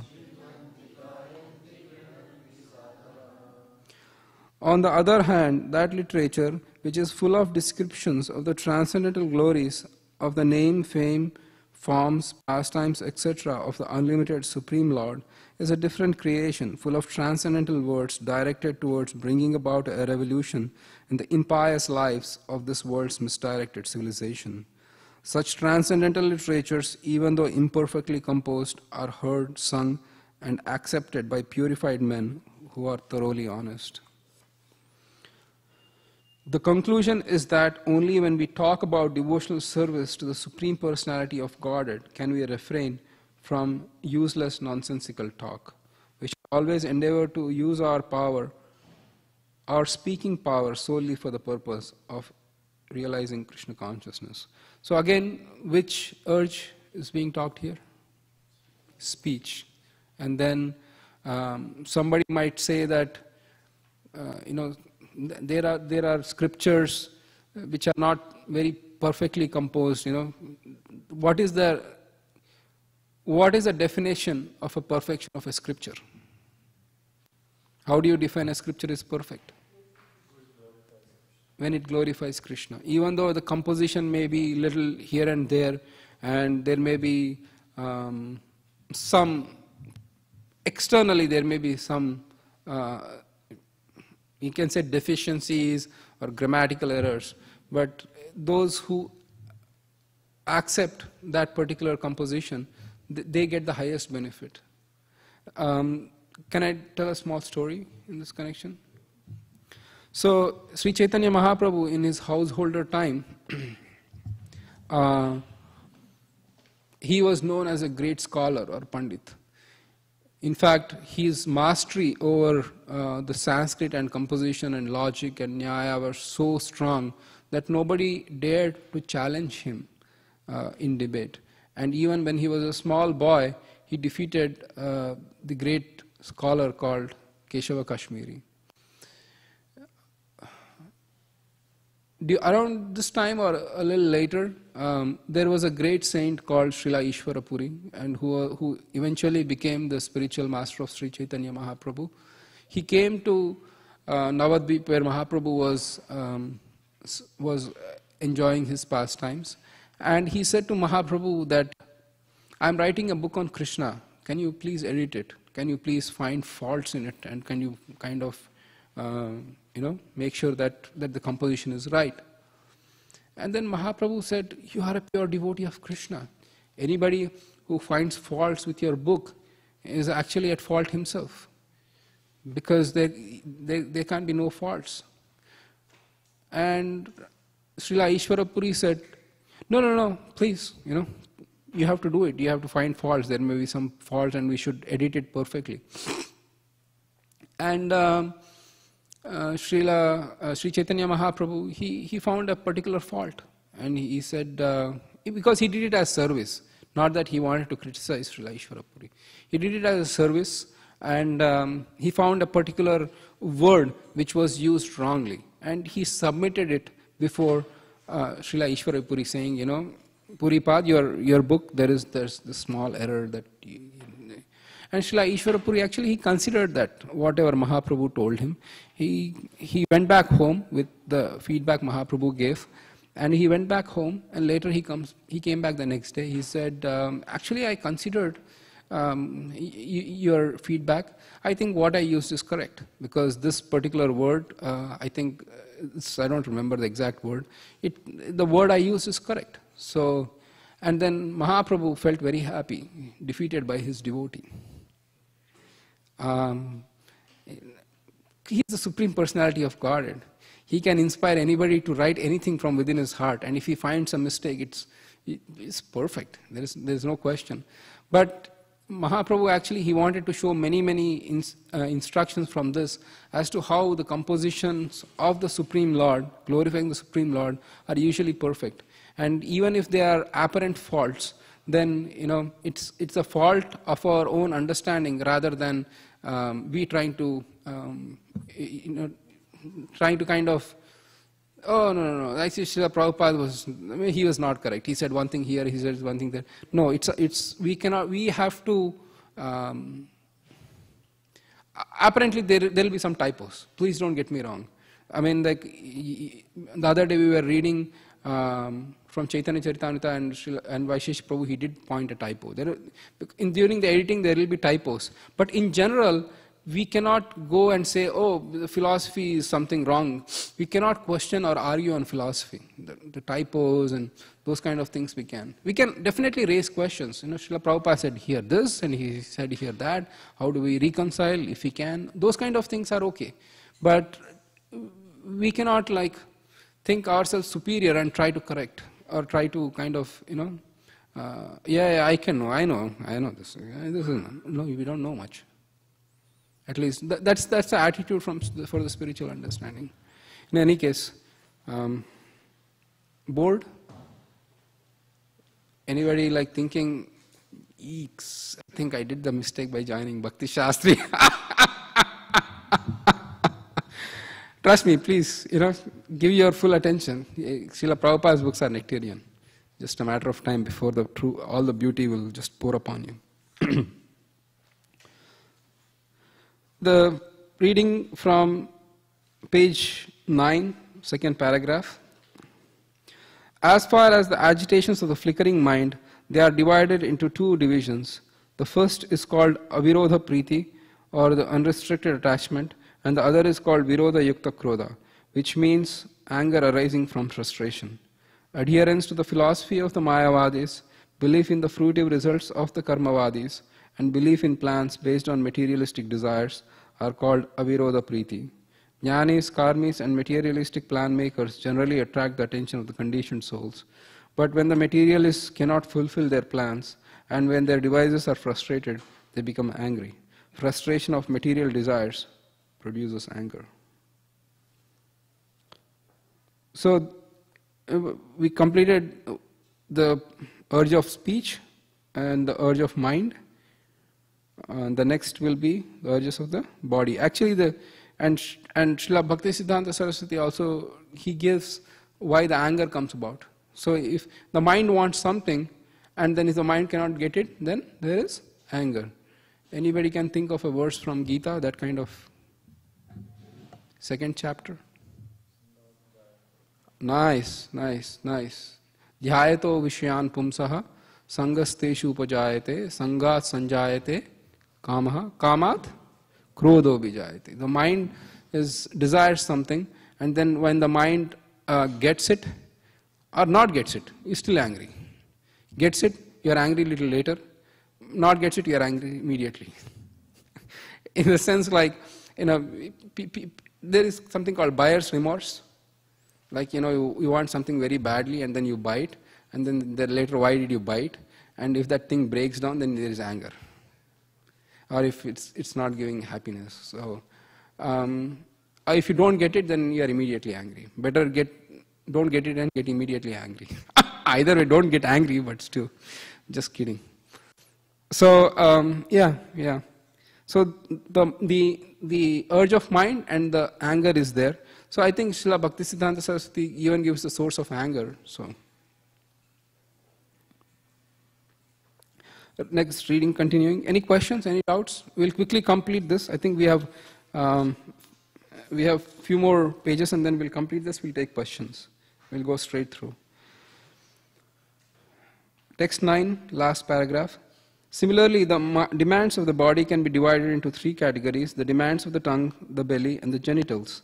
One may observe that these three senses are physically situated in a straight line as far as the body is concerned, and that the bodily demands begin with the tongue. If one can restrain the demands of the tongue by limiting its activities to the eating of prasad, the urges of belly and the genitals can automatically be controlled. In this connection, Srila Bhaktivinoda Thakur says, Sharira vidyajal jadendriya tahe kal jive phila vishe sagare tar madhye jivayati lobo maya sudurmati take jeta katina samsare krishna baladayamay karibare jiv hajay so prasadana dila bhai syanamrita pav khao radha krishna gunagav preme dako chaitanya nitai. O Lord, this material body is a lump of ignorance, and the senses are a network of paths leading to death. Somehow or other, we have fallen into the ocean of material sense enjoyment, and of all the senses, the tongue is the most voracious and uncontrollable. It's very difficult to conquer the tongue in this world. But you, dear Krishna, are very kind to us. You have sent this nice prasad to help us conquer our tongue. Therefore, let's take this prasad to our full satisfaction and glorify your lordships, Sri Sri Radha and Krishna, and in love call for the help of Lord Chaitanya and Prabhu Nityananda. There are 6 kinds of rasas, tastes, and if one is agitated by any one of them, he becomes controlled by the urges of tongue. Some persons are attracted to eating of meat, fish, crabs, eggs, and other things produced by semina and blood and eaten in the form of dead bodies. Others are attracted by eating vegetables, creepers, spinach, or milk products, but all for the satisfaction of the tongue's demands. Such eating for sense gratification, including the use of extra quantities of spices like chili and tamarind, is to be given up by Krishna-conscious persons. The use of pan, haritaki, betel nuts, various spices used in pan making, tobacco, LSD, marijuana, opium, liquor, coffee, and tea is indulged to fulfill illicit demands. If we can practice accepting only the remnants of food offered to Krishna, then it's possible to get free from Maya's victimization. Vegetables, grains, fruits, milk products, and water are proper foods to offer to the Lord, as Lord Krishna himself prescribes. However, if one accepts prasad only because of its palatable taste and thus eats too much, he also falls prey to satisfy the demands of the tongue. Sri Chaitanya Mahaprabhu taught us to avoid very palatable dishes even while eating prasad. If we offer palatable dishes to the deity with the intention of eating such nice food, we are involved in trying to satisfy the demands of the tongue. If we accept the invitation of a rich man with an idea of receiving palatable food, we are also trying to satisfy the demands of the tongue. In Chaitanya Charitamrita, Antya 6:227, it is said, Jivhara lala seshe iti utidhaye, shishnodara parayana Krishna nahi paye.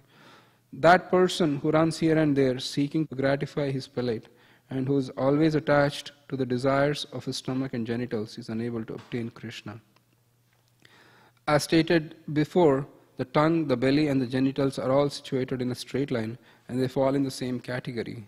Lord Chaitanya has said, Bhalana khaibe ara, bhalana paribe.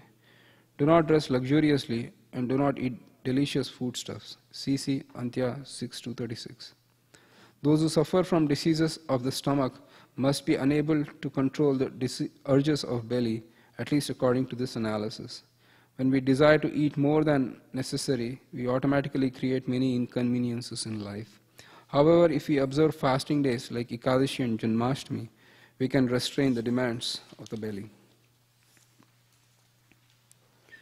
As far as the urges of the genitals are concerned, there are 2, proper and improper, or legal and illicit sex.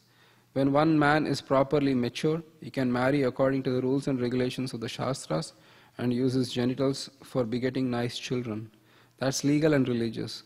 Otherwise, he may adopt many artificial means to satisfy the demands of the genitals, and he may not use any restraint.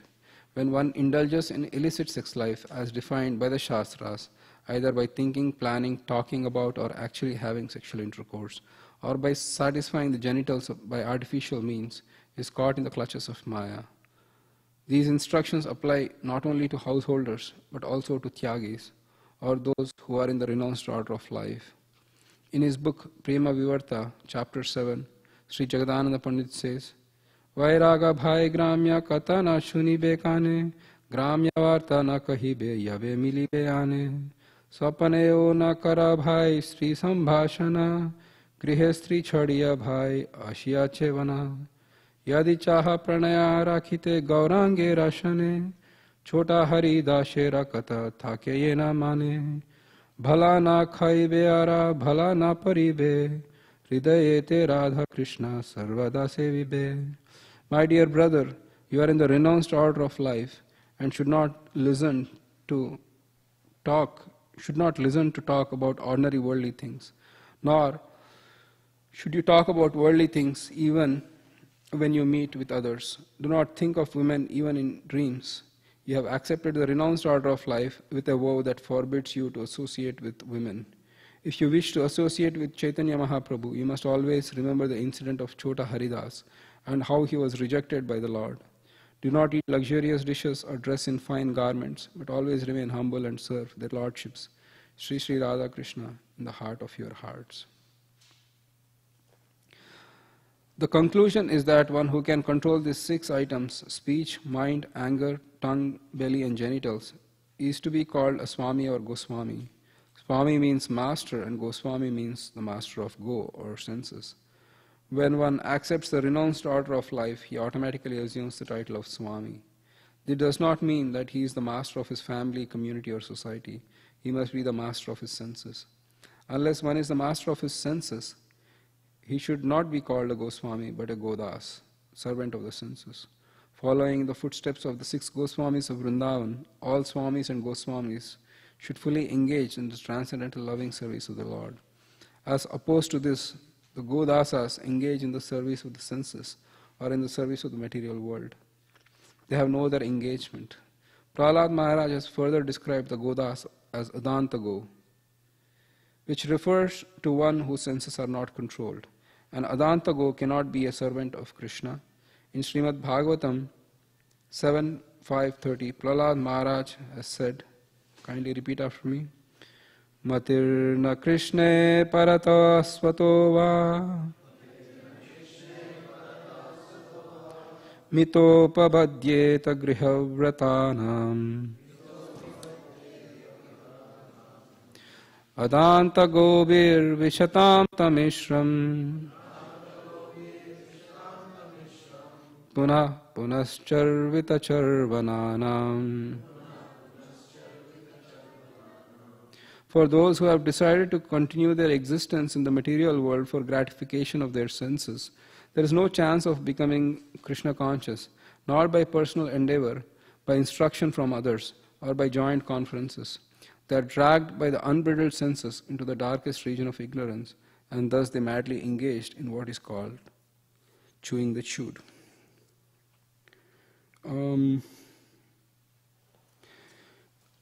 So, some of the instructions which we discussed, they are strictly for the sannyasis, and Srila Prabhupada also gives the qualifications that some of them are also applicable to the householder life. So in the renounced order of life, of course, it's a very, very strict injunction to think about illicit sexual relationships. But in the family life, there is certain amount of the sexual activities have their use, and that's also mentioned here. Questions, comments, I would like to hear from you before we go. So the goal of reading the entire purport at the cost of a little bit of time is that we get the outlay of how we do it. And my advice is that you can see the paragraphs. You can say, okay, this purport or this verse has how many paragraphs, and how are the paragraphs divided. They are there in the notes. You can read the notes also. So you can see a clear demarcation on how Srila Prabhupada very logically laid out the purports. Yes.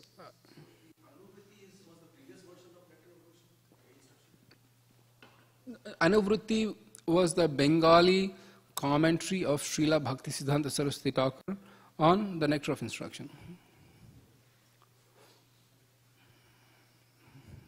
And I think Srila Bhaktivinoda Thakur had his commentary, and then Srila Bhakti Siddhanta Saraswati Thakur gave his commentary on the Nectar of Instruction, and Srila Prabhupada has given it in Nectar of, Anuvritti, Srila Bhakti Siddhanta Saraswati has given, and Srila Prabhupada gave Nectar of Instruction.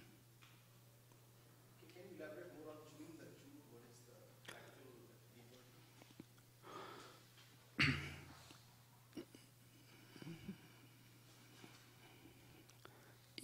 the actual there is this phrase, been there, done that.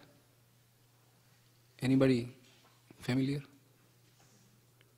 That's pretty much that. In the material world, actually, the happiness that I have experienced is the same I have experienced in past lives. There is not much of change. Little here, little there, little higher, little lower. But essentially the bottom line is that the happiness one has derived is pretty much the same. And a human being might take great pride in having sexual relationships, but please trust me, animals get the exact same happiness, no difference. It is just animals are more free to do the exact same activity. They don't have to worry about marriage, really don't have to worry about apartment, no worry about somebody capturing them on iPhone, or somebody being bugged, prenuptial agreements.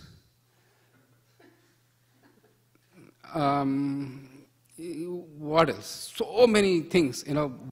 What about like the health insurance when they have to give birth to babies? What about babies going to school? Their diapers? Really, trust me, it's much easier. But it's the same happiness. So, chewing the chewed means it's pretty much it's the same thing. Been there, done that. It may seem new because that's an illusory power of Krishna that makes you think that it is new, but that's not new. The three modes of material nature, they are just pushing the jiva to enjoy happiness, but that happiness is pretty much the same everywhere. The happiness derived from tongue, the happiness derived from genitals, the happiness derived from some mental speculation or mental enjoyment. It's the same thing. It's just chewing the chewed. The other way is that other way of looking is that trying to squeeze more happiness out of material nature. That the material nature itself is, Krishna says, is dukhalayam and ashashvatam.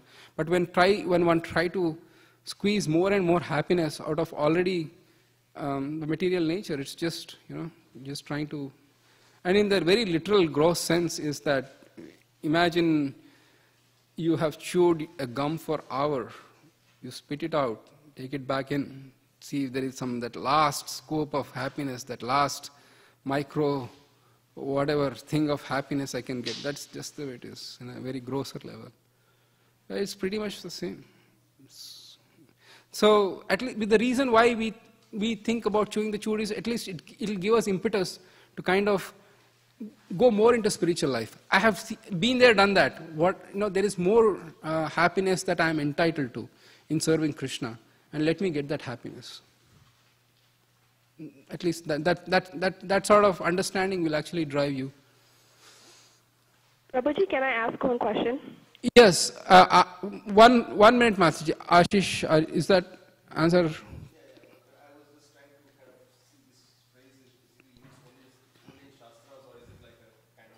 Oh, it's so practical.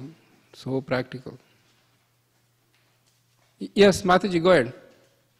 My question was, these instructions, if, for example, the instruction about tongue, there are exceptions if you're traveling and if you're unable to fulfill or keep to those instructions, then does it relate to the same example as going back to the thief, that we know what the instructions are, what we're supposed to follow, but here knowingly we are not following it, so are we back to that same situation? No. I'll give you an example. Mataji, I'm sorry, I didn't recognize you by your voice. I'm from Folsom. I'm a new devotee. I'm a very first new beginner to this class. And your good name? My name is Swati Lohia. Oh, welcome, Swati Mataji. Thank you so much. No, so there are the injunctions that need to be followed, and then there are certain situations in an emergency where the injunctions, when they are not followed, you won't pay penalties. I'll give I'll give one example for sure. Let me kind of think of the other example. So in the 4th canto of Srimad Bhagavatam, we hear that Maharaj Prithu became king after his father Maharaj Vena was killed, because he was a cruel king and he was killed by the Brahmanas. And Maharaj Prithu became the king. There was a famine in his kingdom. The people were starving. There was no food to eat. And they all went to the king and they appealed to the king saying, "Oh my king, we have nothing to eat, we are starving. You give us employment and give us grains, and then we'll sustain." So Maharaj Prithu looked into the matter and he found that the earth actually was not giving the grains. So he was ready to chastise the earth. But earth took the form of a cow. And wherever she went, Maharaj Prithu chased her with a desire to kill her. And the Mother Earth asked him, "Why are you killing me? And I am a woman and I am in the form of a cow, so I don't deserve to be killed." And Maharaj Prithu said, "Well, you take sacrifices which we offer and you are not giving us back grains and herbs which we so need." So he said, because it's an emergency, or because in this desperate situation, I'm going to kill you and feed your flesh to my people. It's there in Bhagavatam, so I'm not making up stuff. So the point is, there is the routine duties, and if there is an emergency, so we shouldn't use routine as an emergency. Our mind, that is the trap we should avoid.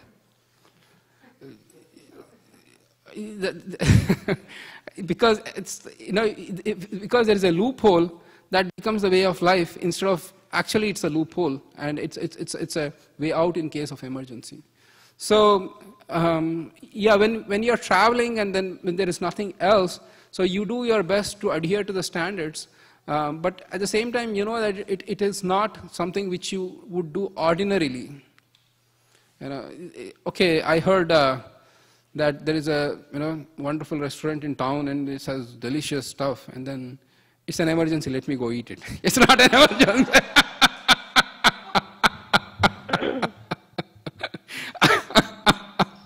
Yeah, you're traveling, you're starving, there's nothing else to do. What are you going to do?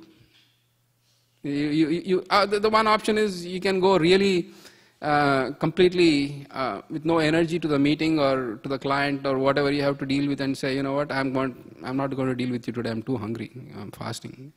I'll wait, you can come back home when I eat prasadam and then we can meet there." That's one way of doing stuff which is not going to be really appreciated. Otherwise you need to do what you need to do. So Swati Mataji, is that a little bit answer? Yes, that certainly helped. Yes, thank you, Prabhuji. Yeah. So one has to have that, the self-discipline and the intelligence to not, mix it up. Yeah. Any other questions?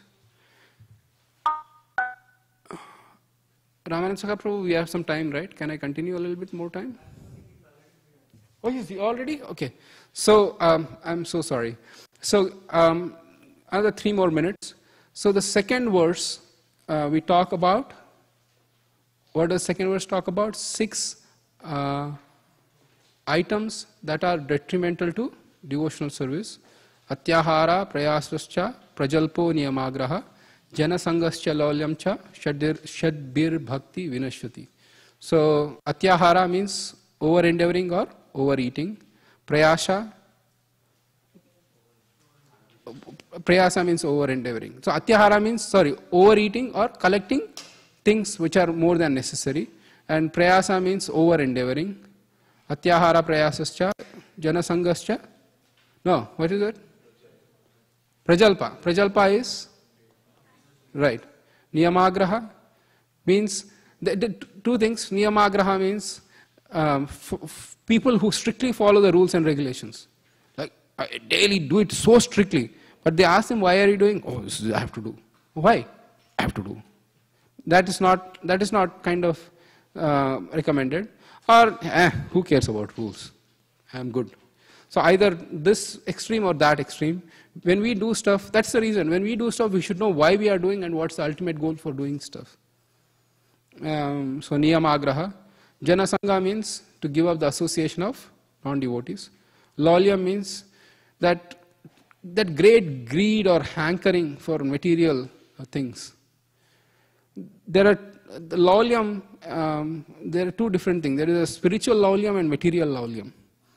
The spiritual laulyam is definitely needed. In fact, Rupa Goswami says that laulyam, or that great hankering to achieve Krishna, is the only prize that you can pay to get Krishna. That is the only cost of the ticket to get Krishna.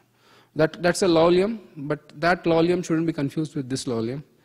This lolium is material, that lolium is spiritual. And that lolium comes about when we are in the spontaneous devotional service to achieve Krishna. So that is lolium in a nutshell.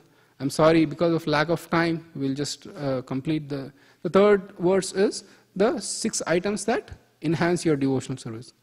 Utsaha nischaya dhairyat tattat karma pravartanat sangatyagat sato vritte shadbir bhakti prasidyati. Or what is the last line? Prasidyati, right? Shadbir bhakti prasidyati. So utsaha means enthusiasm. Utsaha. Nischaya means confidence or determination. Dhairyat means patience. What's the next word? Utsaha nischaya dhairyat tattat karma pravartanat means performing the regulation services, devotional services, whatever. Sangatyagat means giving up the association of. So that is something which is overlapping. If you see the 2 verses and you analyze, see which of the items are overlapping, you see that Sangatyagat. There also it is there. Jana Sangascha lolium, and here also it is Sangatyagat. Both of them are there. So it's association with non-devotees is a big no-no. But the practical aspect is we deal with non-devotees on a daily basis. We colleagues or our own family members who are not devotees, or with so many people. How do we deal with them? Do we go into our cube and then construct an iron cage and set fire to it so that nobody can approach? Seriously, actually, it is said that it's better to be in an iron cage with fire around all the side than to associate with devotees. And yeah, you'll go there, put a cage and put a fire, and the boss says, "What's the status?" Yeah, come near me, I'll tell you. The point here is that when we say associate, is that we don't have deep heart talk. We just do it from the business perspective, get our things done, and keep moving. We don't reveal our heart. Not that, please understand, we are not trying to create fear or we are trying to create hatred against those who are not devotees. In spite of their best intentions, because they are not spiritually situated, they cannot help you. For example, a person who's very much addicted to drinking alcohol, if you go and tell your sad story to him or her, what would be his explanation to help you overcome? Exactly. If you go to a person whose solace in life or whose only way to avoid problems is by drinking alcohol, he'll say, "Come on, have a drink." You'll forget. I take a drink every day, peg of whatever, fill in the blank, and then I'm good. I'm all set. You should also do that. His intentions may be good, but yeah, thanks but no thanks, kind of situation. So that's the reason where we kind of keep our distance. It's better to reveal, because in the 4th it is said, actually it is there in the 4th verse, about how in the 6 loving exchanges, confidentially revealing stuff and receiving stuff in confidence is one of the loving exchanges of the devotees. So I expect that we read these 3 verses, and then the next class we'll talk about Ishopanishad, because in the on page 25 of text 2.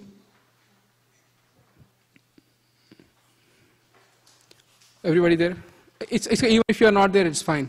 Page 25 of text 2, on the purport, it is said the first mantra of Ishopanishad. So, Srila Prabhupada he intermingles both, and then in the next class we will read about this mantra, Ishavashyam idam sarvam. We'll read a little bit more. So, any other final questions or comments? I thank each and every one of you for taking your valuable time and giving me an opportunity to serve you. And I really thank our devotees who have driven long distances from Sacramento. And I'm really, really grateful. It means a lot that you not only just took 2 hours to drive, but 2 hours to sit in the class, but 4 hours to drive up and down. So thank you so much for coming. And so also the others. It's not an easy thing. Any final comments, concerns? We're all good? It's going to be an exciting journey, trust me. And in the end, it will be much satisfying. Yeah. All right. Vancha kalpa